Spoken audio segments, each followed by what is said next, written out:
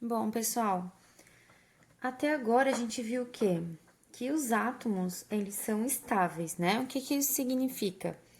Que a minha quantidade de prótons, que é a minha carga positiva, é a mesma que a minha quantidade de elétrons, que é a minha carga negativa, certo?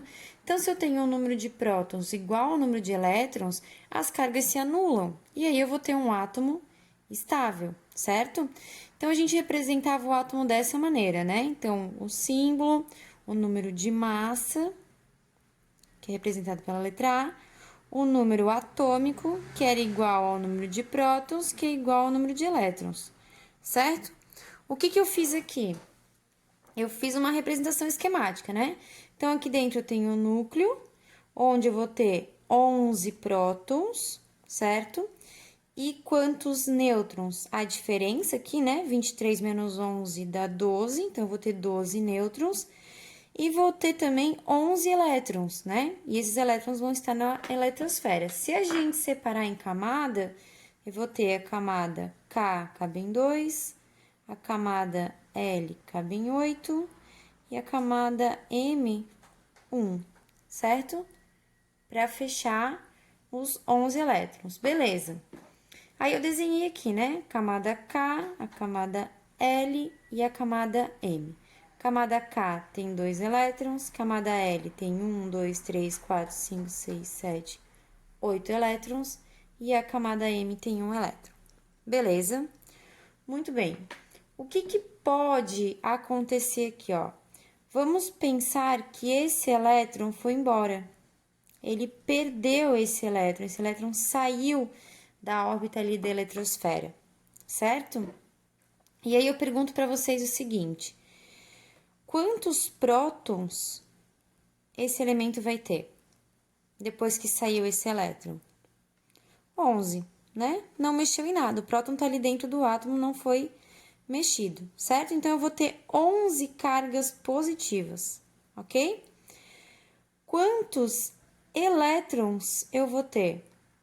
Bom, o meu P era igual ao meu número de E, certo? Então, eu teria 11 elétrons. Porém, eu acabei de falar para vocês que um a gente perdeu. Então, eu vou ter 10 elétrons, certo? De carga negativa. Beleza. A partir desse momento, onde o meu número de prótons é diferente do meu número de elétrons, eu não vou mais ter um átomo estável. Eu vou ter um íon. E esse íon, nesse caso, como ele perdeu um elétron, ele vai ser positivo, porque olha só, ele tem 11 positivos e 10 negativos. O que ele tem mais? Ah, ele tem mais positivo. Beleza, então a partir de agora a gente vai representar ele dessa maneira. Na mais, certo? Sempre quando um átomo ele perde um elétron, certo? Ele vai ficar positivo e a gente vai chamar ele de cátion.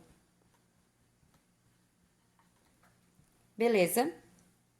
Tudo bem até aí? Ok. Vamos pensar que a gente precisa fazer a distribuição eletrônica desse elemento, tá? A distribuição eletrônica nos subníveis. E aí eu entrego para vocês o exercício assim: faça a distribuição eletrônica do átomo de sódio positivo. Beleza. O que vocês têm que prestar atenção aqui? Que a partir do momento que eu tenho uma carga aqui, ó, que ela seja positiva ou negativa, significa que o meu número de elétrons, ele não é igual ao meu número de prótons. Então, eu não vou mais usar esse número aqui para calcular ali, né, separar os elétrons. Eu vou ter que usar essa informação aqui. Se eu tenho um mais aqui, tá me dizendo que ele perdeu um elétron. Se ele perdeu um elétron, a minha distribuição eletrônica vai parar no 10 e não no 11, certo? Então, como é que ficaria? 1s2, 2s2, 2p6, fechou. 10, né? Se eu fizer a distribuição eletrônica do sódio neutro, estável, né? Sem esse mais aqui, ó, eu iria mais um, né? Então, ficaria 1s2, 2s2, 2p6, 3s1, certo? Isso aqui é a distribuição eletrônica do sódio, do Na, estável, certo? A partir do momento que eu tô pedindo para vocês fazerem a distribuição eletrônica do Na positivo, que significa que ele perdeu um elétron, né? A distribuição eletrônica dele vai ser 1s2, 2s2, 2p6. Ele perdeu esse um elétron aqui. Beleza, galera? Muito bem, vamos para outro exemplo aqui, ó. No caso aqui, ó, a gente tem o flúor. Então, mesmo esquema, né? Coloquei lá a quantidade de prótons que ele tem é 9, a quantidade de nêutrons é a diferença aqui do 19 para 9, que dá 10. Vou separar esse elemento nas camadas, então eu vou ter a K que cabe em 2 e a L que cabe em 7, fechou os meus 9. Aí eu coloquei aqui, né, 2 elétrons na camada K e 1, 2, 3, 4, 5, 6, 7 elétrons na minha camada L, fechou? Vamos imaginar que um elétron entre nessa eletrosfera aqui, certo? Ele receba um elétron, tá? Então, a partir do momento que ele recebeu um elétron, vamos lá, qual é a minha quantidade de prótons? É a mesma, não mexi no meu próton, certo? Então, o próton é igual a 9, que é a minha carga positiva. Quanto ele vai ter de elétrons? Pô, acabei de falar que ele recebeu 1, né?